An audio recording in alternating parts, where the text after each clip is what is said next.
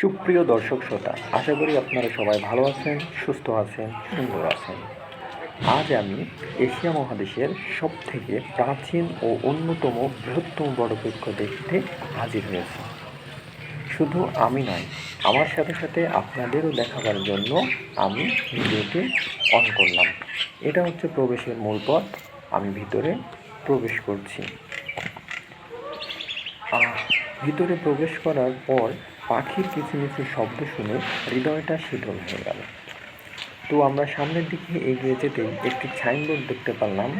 মূলত এটি হচ্ছে এই বটবৃক্ষের ইতিহাস।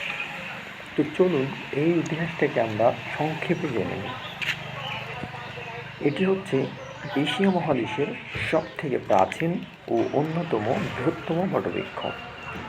এটির অবস্থান ঝিনাইদহ জেলার কালীগঞ্জ উপজেলার মল্লিকপুর গ্রামে। প্রায় 250 থেকে 300 বছর আগে এক পুরাতন প্রাচীরের জন্ম ছিল। তবে দুঃখের বিষয় হচ্ছে এর মূল গাছটি মারা গেছে। তবে গাছটি মারা গেলেও তার শিকড় এর মাধ্যমে সে গাছের পুনর্জন্ম করে রেখে গেছে। সেটি হচ্ছে প্রায় 45টি ভিন্ন ভিন্ন গাছের প্রায় 2.08 একর জায়গা জুড়ে অবস্থান করে আছে। এটি 2009 সালে সামাজিক বন বিভাগ যশোরের ব্যবস্থাপনায় রয়েছে। প্রত্যেকটা মানুষ প্রকৃত প্রেমী। আসলে যারা প্রকৃত প্রেমী নয় তারা আসলে মানুষ নয়, পশুর সমান।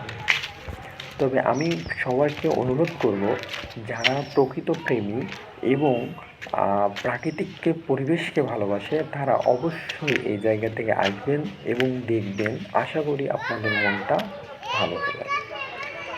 তো চলুন আমি আপনাদের ভিতরের দৃশ্যটা ঘুরে ঘুরে দেখাই। আমরা যতদূর দেখতে পাচ্ছি সুদূর প্রসার, সব দিকেই বটবৃক্ষ। এর যে প্রাকৃতিক যে সৌন্দর্য, জীবনানন্দ দাশ আসলেই প্রাকৃতিক কবি ছিল। তার বর্ণনায় তিনি যেসব তুলে ধরেছেন, আসলে আমি আজকে এইখানে এসে সেটা বুঝতে পারলাম। তো চলুন আমরা আরও সামনে এগিয়ে যাই, দেখি কি কি আছে ভিতরে।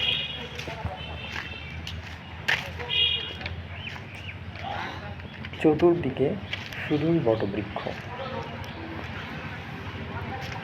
তবে আমি একটা জিনিস আমি যশোর সামাজিক বন বিভাগকে বলতে চাই, সেটা হচ্ছে যে আপনারা যেহেতু এর তত্ত্বাবধায়কে আছেন, সে কারণেই এর পরিচর্যার যে বিষয়টা, এর অনেক অংশ জুড়ে অগোছালো অপ্রয়োজনীয় যেসব গাছপালা জন্মে আছে সেগুলো পরিষ্কার করতে হবে এবং এটাকে মানুষের একটা দর্শনার্থী স্থান হিসেবে তুলে ধরতে হবে। আমি কিন্তু আপনাদের এই জিনিসটা দেখাতে যাচ্ছি যে এর যে পরিসরটা অনেক অনেক। তো আপনারা দেখতেই পাচ্ছেন যে এখানে আরেকটা সুবিধা হচ্ছে, সেটা হচ্ছে আমি স্পেশাল বলতে চাই, হচ্ছে যে তাদের যে বসার মনোরম পরিবেশ। আরেকটা বিষয় সেটা হচ্ছে এখানে সনাতন যারা ধর্মাবলম্বী রয়েছে তাদের জন্য একটা মন্দির আছে। এবং এই যে আমি যে কথা আমি বলছিলাম সেটা হচ্ছে যে রোমান্টিক কাপলদের জন্য বসার জন্য কি দারুণ জায়গা।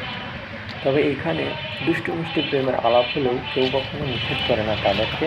তারা ওই অঞ্চলের মানুষদের সাথে কথা বললাম এবং জানতে পারলাম যে তারা এর বিরুদ্ধে কিছু বলে না। সেটার কারণ হচ্ছে এখানে দর্শনার্থী কমে যাবে।